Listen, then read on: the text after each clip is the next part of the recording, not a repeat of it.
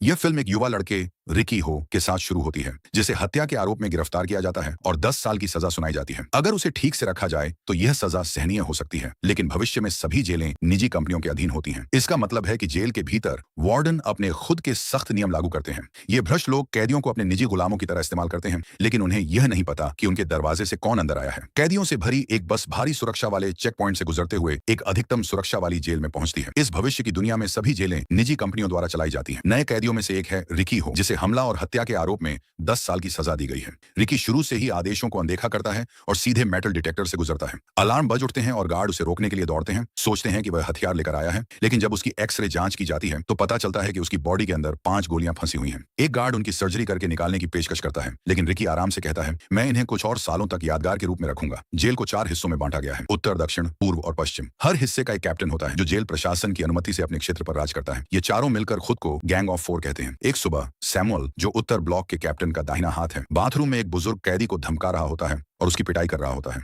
वह बूढ़ा कैदी अपनी सजा पूरी करने के करीब होता है, लेकिन सैमुअल उसे धमकाता है कि वह तभी जल्दी रिहा होगा जब सैमुअल खुद इसकी इजाजत देगा। अपनी ताकत दिखाने के लिए सैमुअल उस छोटे खिलौना ट्रेन को तोड़ देता है जिसे बूढ़े कैदी ने प्यार से अपने बेटे के लिए बनाया था। यह देखकर बुजुर्ग कैदी गुस्से में आ जाता है और गुस्से में आकर लकड़ी तराशने का औजार लेकर सैमुअल पर हमला करने की कोशिश करता है, लेकिन सैमुअल जल्दी से औजार पकड़कर उसे बुरी तरह चेहरे पर मार देता है। हंगामा सुनकर एक गार्ड अंदर आता है और बिना कुछ सोचे समझे सैमुअल और उसके साथियों का पक्ष लेता है। तभी अचानक रिकी कदम बढ़ाता है और सैमुअल को ऐसा गिराता है कि वह सीधे कीलों से भरी लकड़ी पर मुंह के बल गिरता है। सैमुअल के साथी डर के मारे अपने घायल बॉस को वहां से घसीट कर ले जाते हैं। विनय खतरनाक कैदी रिकी का सामना करने की हिम्मत नहीं जुटा पाता। बाद में पट्टियों से बंधे अपने चेहरे के साथ सैमुअल बदला लेने की योजना बनाता है। उसके दोस्त सलाह देते हैं कि वह जोरो नाम के एक ताकतवर गुंडे को बुलाए जो बार बार नियम तोड़ने की वजह से अकेले कालकोठरी में बंद रहता है। सैमुअल एक भ्रष्ट गार्ड से चुपचाप मिलता है और अपने जेल में मिलने वाले पैसे से उसे रिश्वत देता है ताकि जोरो को जल्दी रिहा किया जा सके। अगले दिन गार्ड फिर से बूढ़े कैदी को घेर लेते हैं और उसे ठंडे दिल से बताते हैं कि उसकी जल्दी रिहाई रद्द कर दी गई है। वे झूठा आरोप लगाते हैं कि उसने अपनी पत्नी और बच्चे को चुपके से चिट्ठियां लिखी थीं, जो कि जेल के नियमों के खिलाफ है। जब वह कैदी विरोध करता है और उन्हें झूठा करार देता है तो बदले में उसे सिर्फ थप्पड़ और घूंसे मिलते हैं। टूटे दिल के साथ उसे एहसास होता है कि अगर वह अपनी परिवार से कभी नहीं मिल सकता तो उसके पास जीने का कोई कारण नहीं बचा। रात होते ही कैदी उसे फांसी पर लटका हुआ पाते हैं। सभी कैदी दुखी होकर फुसफुसाते हैं कि उसकी सजा बहुत नाइंसाफी थी। असल में उसने अपनी गर्भवती पत्नी को अस्पताल ले जाते समय गलती से किसी को गाड़ी से टक्कर मार दी थी। रिकी यह सारी बातें सुनता है और जेल के आंगन में जाकर बूढ़े कैदी को आखिरी विदाई देने के लिए आगे बढ़ता है। वह जंजीरें तोड़ देता है। रिकी बूढ़े कैदी के शरीर से जंजीरें तोड़ता है और अपने हाथों से मरम्मत की गई खिलौना ट्रेन धीरे से उसके हाथों में रख देता है। अगली सुबह रिकी और सैमुअल नहा रहे होते हैं, तभी अचानक जोरो वहां आ जाता है। वह एक गुस्साए विशाल फ्रिज की तरह दरवाजे को रोक लेता है। बिना किसी देरी के जोरो रिकी पर हमला कर देता है। उसका जोरदार मुक्का रिकी को हवा में उछाल देता है और वह सीधे दूसरी दीवार से जा टकराता है, लेकिन रिकी खड़ा होता है और जोरो के अगले हमले का अद्भुत ताकत से जवाब देता है। उसका मुक्का जोरो के पेट के आर पार चला जाता है, जिससे जोरो तड़पते हुए जमीन पर गिर जाता है। सैमुअल तुरंत एक नुकीले हथियार के साथ रिकी पर हमला करता है, जिससे वह रिकी की हथेली को छेद देता है, लेकिन रिकी जरा भी नहीं हिलता, बल्कि वह शांति से सैमुअल की उंगलियां तोड़ देता है और इतना जबरदस्त मुक्का मारता है कि बंदूक भी शर्मा जाए। गार्ड्स जोर जोर से रिकी को आत्मसमर्पण करने के लिए चिल्लाते हैं। तभी उत्तर ब्लॉक का कैप्टन हाई वहां आ जाता है और गार्ड्स को रोक देता है। हाई चाहता है कि रिकी उसकी गैंग में शामिल हो, लेकिन रिकी साफ मना कर देता है। गार्ड्स रिकी को वापस उसकी कोठरी में ले जाते हैं, जहां उसे अचानक अपने सीने में तेज दर्द महसूस होता है। वह गहरी सांस लेता है और अतीत की एक याद उसके दिमाग में लौट आती है जब वह हाई स्कूल का छात्र था और अपने माता पिता की कब्र पर जाने के लिए पैदल चल रहा था। वहीं उसकी मुलाकात एक रहस्यमयी अजनबी से हुई, जो असल में उसका चाचा शांग कुएं था। शांग कुएं एक कुंग फू मास्टर था। उसने रिकी की फाइटिंग स्किल्स परखने के लिए उसे चुनौती दी और आसानी से उसके हर वार को रोक दिया। रिकी के तेज हमलों से प्रभावित होकर शांग कुएं ने उसे अपना शिष्य बनाने का फैसला किया। इसके बाद रिकी ने हर दिन कब्रिस्तान में ट्रेनिंग की। अपनी छाई ऊर्जा को इतना मजबूत बना लिया कि वह बड़े बड़े पत्थरों को आसानी से तोड़ सकता था और अपने सीने पर जोरदार वार सह सकता था। हकीकत में लौटते हुए रिकी को डिप्टी वार्डन के सामने पेश किया जाता है। यह आदमी साइक्लोप्स के नाम से जाना जाता है, एक घिनौना इंसान जो अपने लोहे के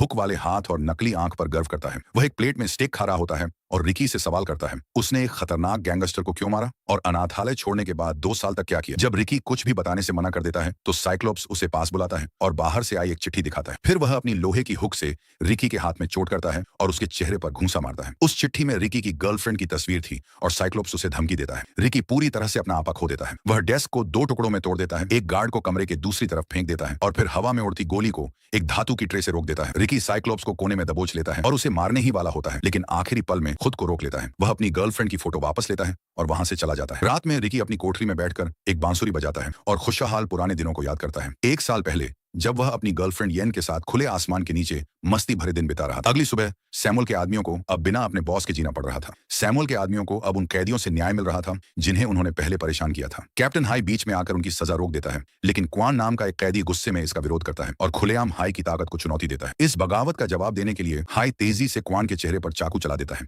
इससे पहले कि मामला और बिगड़ता, डिप्टी वार्डन साइक्लोप्स वहां आ जाता है और क्वान को अपने लोहे के हुक से पकड़ लेता है। वह रिकी को सबक सिखाना चाहता है और हाई को चाकू देकर उसे आदेश देता है कि वह रिकी से निपटे। रिकी और हाई जेल के आंगन में आमने सामने होते हैं, जहां हाई ने घायल क्वान को एक बड़ी लकड़ी की क्रॉस से बांध दिया होता है। हाई को खुद भी दुख होता है कि उसे रिकी से लड़ना पड़ रहा है, लेकिन वह अपने आदेश का पालन करता है। रिकी लड़ाई से पहले क्वान को छोड़ने की मांग करता है, लेकिन अन्य कैदी उसे चेतावनी देते हैं कि हाई जब अपने टैटू दिखा देता है तो उसे रोकना असंभव होता है। हाई शीशे के टुकड़े रिकी की आंखों पर फेंकता है, जिससे वह अस्थायी रूप से अंधा हो जाता है। रिकी के बांह में भी गहरी चोट लगती है और वह जमीन पर गिर जाता है, लेकिन रिकी किसी तरह अपनी आंखें धोकर दोबारा देख पाता है। इसी बीच बाकी कैदी रिकी के समर्थन में खड़े हो जाते हैं। रिकी तेजी से हाई के चाकू के हमले से बचता है और एक ही झटके में उसे बेहोश कर देता है। रिकी अपनी घायल बांह को मजबूती से बांधता है ताकि खून बहना रुक सके। हाई हार से घबरा जाता है और आखिरी बार पलटवार करने की कोशिश करता है, लेकिन रिकी का एक जोरदार मुक्का उसे पूरी तरह हरा देता है। लड़ाई के बाद रिकी भारी लकड़ी की क्रॉस को जमीन से उखाड़ता है, लेकिन तब तक क्वान की जान जा चुकी होती है। गुस्से में भरे कैदी बगावत पर उतर आते हैं और साइक्लोप्स पर हमला करने के लिए दौड़ पड़ते हैं,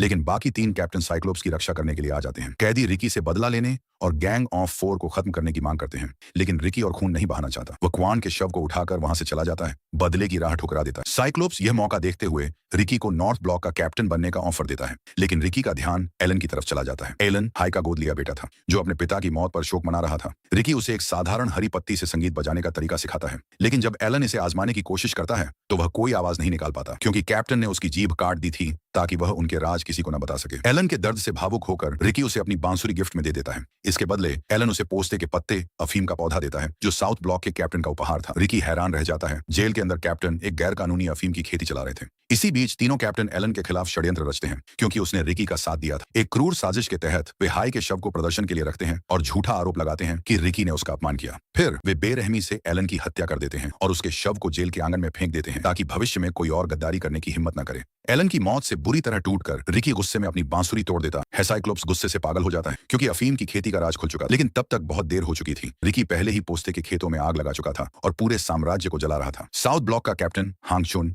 रिकी को रोकने के लिए सामने आता है और जानलेवा कुंफू से उस पर हमला करता है। उसका एक जोरदार मुक्का रिकी के दिल के पास जाकर लगता है, जिससे वह जमीन पर गिर जाता है। इसी दौरान जेल में अफरा तफरी मच जाती है और कैदी इस मौके का फायदा उठाकर भागने की कोशिश करने लगते हैं। साइक्लोप्स घबराने लगता है। तभी उसे खबर मिलती है कि जेल का डायरेक्टर हवाई की छुट्टियों से लौटने वाला है। डर के मारे वह प्लान 0 को सक्रिय करने का आदेश देता है। जमीन पर पड़ा रिकी अपने घाव को पकड़कर अपने मास्टर की सीख को याद करता है। फिर वह अपनी ताकत समेटकर उठ खड़ा होता है और तीनों कैप्टनों का सामना करता है। एक कैप्टन रिकी को चाकू बंधी रस्सियों से जकड़ लेता है ताकि उसे खत्म कर सके, लेकिन तभी ताजान, गैंग का सबसे ताकतवर आदमी, बीच में आ जाता है और कहता है कि रिकी को मारने का सम्मान सिर्फ उसी को मिलना चाहिए। दोनों रिकी को मारने के अधिकार पर बहस कर ही रहे थे कि अचानक प्लान 0 के तहत दीवारों से ऑटोमेटिक गन सिस्टम चालू हो जाता है और चारों तरफ से गोलियों की बारिश शुरू हो जाती है। सब लोग बचने के लिए भागते हैं। ताजान रिकी को पकड़कर एक कमरे में खींच लेता है, लेकिन भयावह रूप से कमरा धीरे धीरे सीमेंट से भरने लगता है। रिकी अपनी ताकत से लोहे के दरवाजे को तोड़ देता है और सदमे में खड़े ताजान को बाहर निकाल लाता है। साइक्लोप्स ताजान की बलि चढ़ाने की योजना बना चुका था, लेकिन जब यह चाल नाकाम हो जाती है तो वह सीढ़ियों पर रिकी का सामना करता है। रिकी साइक्लोप्स के अवैध अफीम कारोबार को उजागर करने ही वाला था कि तभी सीमेंट पूरी तरह से जम जाता है, जिससे रिकी अपनी जगह पर फंस जाता है। साइक्लोप्स रिकी को पकड़ लेता है। अगले दिन जेल डायरेक्टर पहुंचता है। वह अपनी गाड़ी से उतरता है। उसके साथ उसका बिगड़ैल बेटा वैंग भी होता है। वैंग एक ऐसा घमंडी लड़का था जो खुद को पूरी दुनिया का मालिक समझता था। वह साइक्लोप्स को भी तुच्छ समझता है। वैंग अपने कदमों को संभाल भी नहीं पाता और रेड कारपेट पर गिर जाता है। बस इतनी सी बात पर डायरेक्टर भड़क जाता है और गुस्से में आदेश देता है कि जिसने कालीन ठीक से नहीं बिछाया उसकी एक आंख निकाल ली जाए। यहाँ ताकत का नशा कुछ इसी तरह चलता था, बेरहमी और डर से। इसके बाद डायरेक्टर साइक्लोप्स पर चिल्लाता है, क्योंकि उसकी गैर मौजूदगी में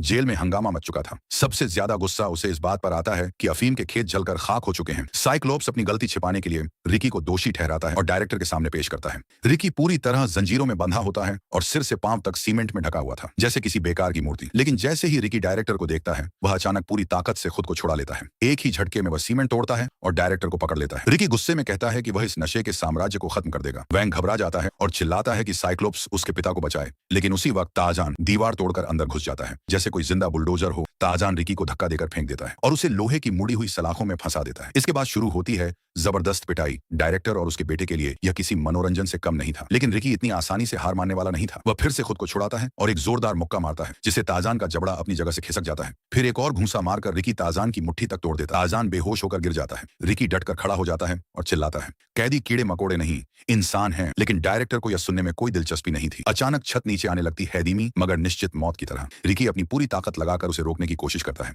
लेकिन साइक्लोप्स के पास एक और चाल बची थी। वह रिकी को बिजली का झटका देता है। रिकी जमीन पर गिर जाता है। ऐसा लगता है कि अब उसका अंत नजदीक है, लेकिन तब तारजान, जो अभी पूरी तरह मरा नहीं था, खुद को कुर्बान कर देता है और रिकी को बचाता है। रिकी फिर से आजाद हो जाता है और लोहे की सलाखों को तोड़कर बाहर निकलता है। लेकिन जब वह तारजान को बचाने की कोशिश करता है तो बहुत देर हो चुकी होती है। छत पूरी तरह गिर जाती है और तारजान उसके नीचे दबकर मर जाता है। रिकी गुस्से और दुख से भरा हुआ कहता है कि तारजान के भी अपने लोग थे जो बाहर उसकी रिहाई का इंतजार कर रहे थे। लेकिन उसकी बात खत्म होने से पहले ही अचानक उसके पैरों के नीचे का फर्श खुल जाता है। रिकी शिकंजों और जंजीरों में जकड़ा हुआ सीधे जेल के बीचों बीच एक गड्ढे में जा गिरता है। डायरेक्टर घोषणा करता है कि रिकी को जिंदा दफन कर दिया जाएगा ताकि बाकी कैदी देख सकें कि बगावत का अंजाम क्या होता है। 2 कैदी विरोध करने की कोशिश करते हैं। रिकी को वहीं गोली मार दी जाती है और गार्ड्स बाकी कैदियों को आदेश देते हैं कि वे उसे मिट्टी से ढक। रिकी विरोध नहीं करता और यहाँ तक कि उनसे कहता है कि वे अपनी जान जोखिम में न डालें। डायरेक्टर साफ कर देता है कि अगर रिकी 7 दिन जमीन के नीचे जिंदा रहता है तो उसे आजाद कर दिया जाएगा। साइक्लोप्स सोच समझकर जमीन में एक खोखली बांस की नली डाल देता है ताकि रिकी को थोड़ी हवा मिलती रहे, लेकिन वह ज्यादा समय तक तड़पता रहे।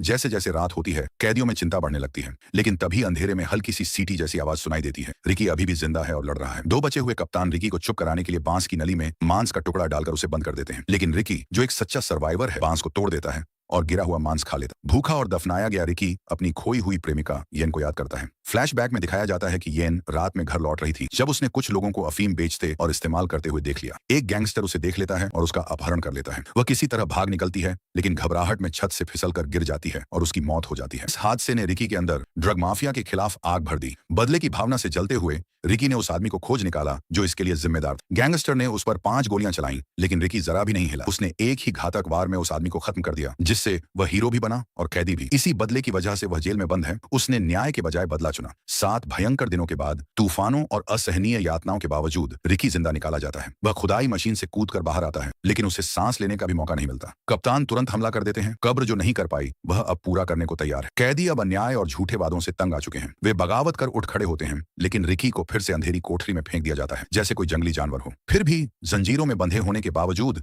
रिकी हार मानने से इनकार कर देता है। वह साफ कहता है कि एक भेड़िया और सुअर कभी दोस्त नहीं बन सकते। उसकी इस हिम्मत की सजा उसे तुरंत मिलती है। उसके चेहरे पर लोहे की रिंच से जोरदार वार किया जाता है। कप्तान उसे सताने के लिए कहते हैं कि वह बताए पिछले 2 सालों में वह कहां था। वे उसके मुंह में तेज धार वाले ब्लेड डाल देते हैं और तब तक मारते हैं जब तक खून नहीं बहने लगता। लेकिन जब डायरेक्टर खुद जवाब पाने के लिए आता है तो रिकी उन्हीं ब्लेड्स को उसके चेहरे पर थूक देता है। शांत लेकिन घातक अंदाज में रिकी कहता है कि उसका राज इन जालिमों को कभी नहीं मिलेगा। उसी रात रिकी का एक दोस्त अपनी जान जोखिम में डालकर उसे खाना और हिम्मत देने आता है, लेकिन सहायक वार्डन की पैनी नजर से कुछ भी छिप नहीं सकता। सुबह होते ही साइक्लोप्स उस गद्दार को पकड़ लेता है और उसे बेरहमी से मार देता है। वह उसकी लाश को बाकी कैदियों के लिए सबक बनाना चाहता है, लेकिन जब वह जीत की खुशी मनाने आता है तो देखता है कि रिकी वहां नहीं है। दरअसल रिकी छत के पास छिपा हुआ होता है, बाघ की तरह शिकार के इंतजार में। वह अचानक हमला कर देता है, गार्ड्स को मार देता है, सहायक वार्डन को खत्म कर देता है और साइक्लोप्स को घायल कर देता है। तभी और गार्ड्स आ जाते हैं, लेकिन वे अपने मरते हुए दोस्त को बचा नहीं। रिकी चुपचाप उसे धन्यवाद देता है, लेकिन उसके दिल में अब बस गुस्सा भरा है। कैदी गुस्से में साइक्लोप्स पर टूट पड़ते हैं। उसकी आखिरी बची हुई हथेली भी काट देते हैं, जिससे वह बिना हाथों का खिलौना बनकर रह जाता है। जेल में दंगा भड़क उठता है। कैदी और गार्ड्स एक दूसरे से जमकर लड़ते हैं। हर कोई आजादी के लिए जान की बाजी लगा देता है। रिकी भी इस लड़ाई में शामिल हो जाता है और ऐसा हमला करता है